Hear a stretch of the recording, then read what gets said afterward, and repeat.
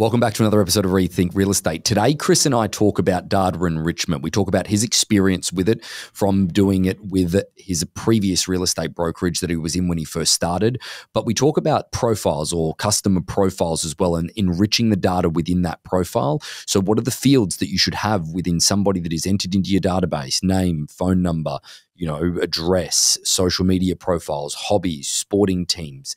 Also, what is the best way for you to communicate with them? Preferred communication, price point, all of these different things that we talk about. So therefore, you can always communicate more effectively as you develop a deeper and better relationship to secure the business for the future. Thanks so much.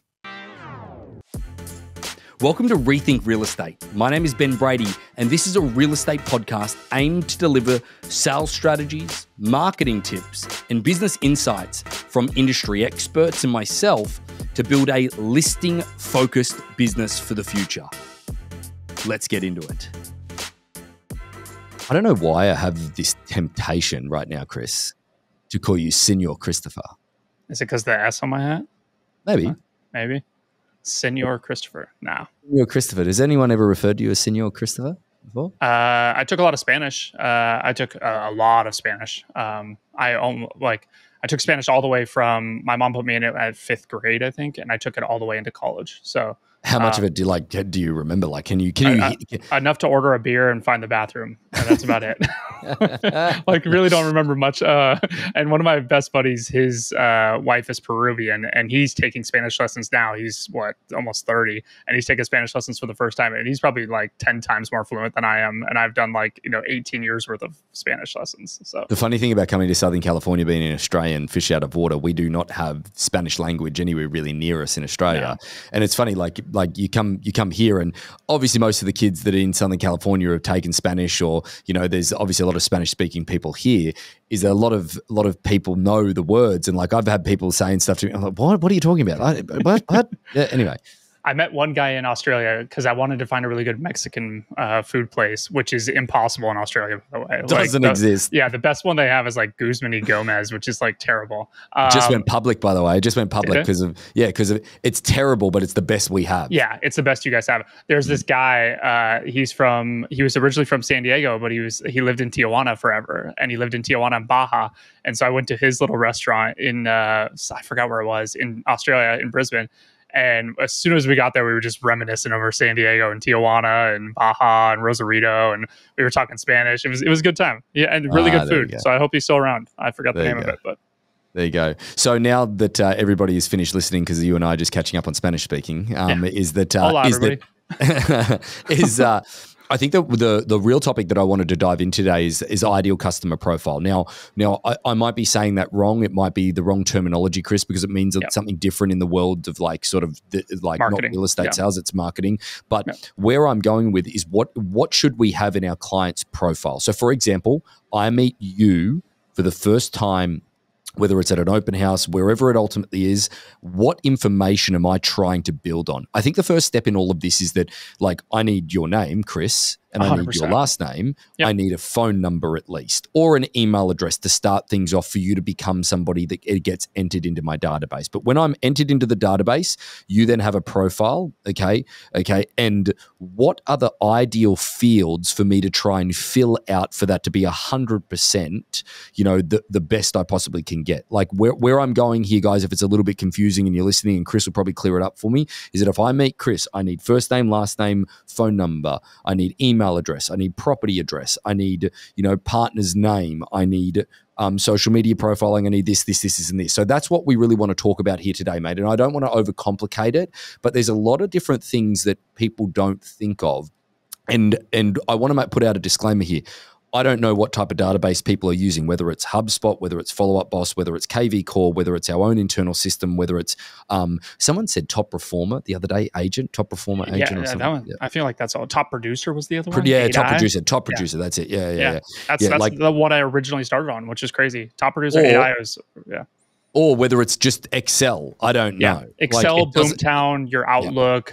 There's a million different options from its standpoint, but most of the options allow you to have custom fields, and they allow you to type in fields that are important to you. So the difference between what I'm probably going to say today and what's reasonable for most agents is vastly different. So I look at data, and that's why I've fallen into the role that I am, and I've gotten myself away from the sales side of real estate and everything like that, is because I actually like the data side. I like the data marketing. I like the digital marketing element of the business more than I like the actual sitting down and shaking hands with the actual people and helping them through the process. That's right, man. Just admit you don't like people. It's good. Yeah, I mean, we already knew that, but there's a reason why I sit in my house all day. But anyways, so when I first joined on, we had very simple things, just like every realtor has in their stuff. We have first name, last name, email address, phone number, property address, what role they were. Are they a buyer? Are they a seller?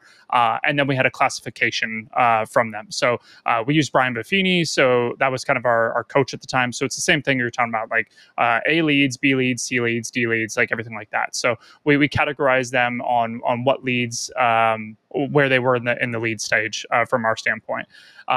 Then we started evolving just because of how much I like to silo people into interests and businesses and whatever it is from that standpoint. So I started including pretty much everything under the sun when it comes to their data profile.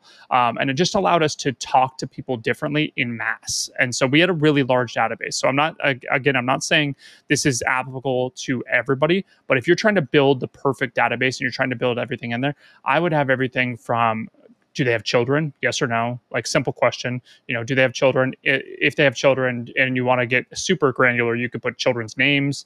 But I think that stuff that I didn't even think about, children, like kids' names and everything. Like, to be able to call you and refer, hey, how are the kids, mate? How are the kids, mate? Like again, like how's Kennedy and Lennon? How are how's Aston? How's Jack? Like all of this matters when it comes to, especially, you're talking about a place and selling a place where all these people live in. It's not just the one person you're talking to living in that place. And so when we had conversations with them, it was so much better of like, how's Jack doing with the move? Like, how's he transitioning to the new schools? Is he on a soccer team yet? Like, all those help you build that rapport so much better when it comes to this relationship business. And it's so hard to remember all of these people's like kids' names and their interests and everything like that. At least it is for me. I know some realtors are so good just knowing this off the top of their head. But for us, we had it all in a database. We had every single thing. So we had hobbies, we had interests, we had their work. So we had their employer in there as well. So let's, because again, today's about just throwing ideas out about what to get there. So hobbies, work, you said sporting teams on a previous episode. Yep. The thing that I would be more interested in, which I've started suggesting to more people, is doing a social media audit. And what I mean by that is am I following them? Are they following me on Facebook, Instagram, wherever, the LinkedIn, all of those things, doing sort of a bit of a understanding of where they see me from a visual standpoint. That's one of the smartest things that we had in there too, was the URLs to every single one of their social profiles. And so we had a section where you could put in the URL. So whether it's their LinkedIn, their Facebook, and everything like that. The cool part about the systems that we used in the past, and I'm assuming all the CRMs are similar in this standpoint, but when we click into their profile, we could actually just click on the button that says Facebook, and it would take us to that URL that we put in there already. So, and it would take us to the Instagram that we put in there, or the LinkedIn and stuff like that. But that's so powerful. Like, again, imagine if you're on the phone and you're talking to them and you clicked on that and you're like, oh, how was Mexico? Exactly. So, hey, just saw you were in Mexico last week. And that's what we would do before we get on the call every single time. We just click on their social media channels and we'd have them up on our tabs, so that when we would call them, we'd say, hey, just saw you were in Mexico last week. How was it? How was Baja? Or how was, whatever, like, how was Cancun? And they'd be like, oh, it was tremendous. We did this, we did that. And all of a sudden now that conversation's so much easier. Like, and the crazy part is you don't have to ask for all of these URLs. It's so simple. And I think this is where, virtual assistants or even your assistant or a marketing assistant, like I originally was, those are super paramount in finding all this information for you. So you could have a virtual assistant. Like, you could literally say, once a name is added into the database, and you've done the minimal effort of putting what's in there, you could actually have a VA then go through and search that person to get links and put the appropriate ones in there, and find out different things, and see if there's a birthday online for them, or all of those. Exactly. It can, based on looking at their social profile, can you determine what their favorite sporting team is or hobby is or something like that? That's exactly what my role was. So originally my role was enriching our database and cleaning up our database. And that's what I got hired on for, whatever it was forever ago, 2009 or whatever. So my job was to come in and to jump in and just enrich all the information we could find. And so basically I was just an internet spy. I was just going in there. So it was profile enrichment. Yeah. Yes. So that's probably not ideal customer profile. That's probably not the right wording for it. It's profile enrichment. Yeah, data enrichment, data mining, profile enrichment, whatever you want to call it. But one of the big ones that you just mentioned kind of in passing was birthdays as well. We had birthdays on every single person who was in our database for a reason. And so we called them we either called them or texted them or sent them an email with, a gift card, a $5 Starbucks card or something like that, to every single person who was a C+ or above lead in our database every time it was their birthday. And so see the thing that meant more to me within my database, only because I wasn't very good at the personal elements with people, so I would keep it very factually based. So my excuse to call them was a property that would go into contract or into escrow or close, and let them know about that, and then I'd try and mix some of the personal in there. But one of my biggest things that I did, plus what we would do as a company when we had the 5 offices,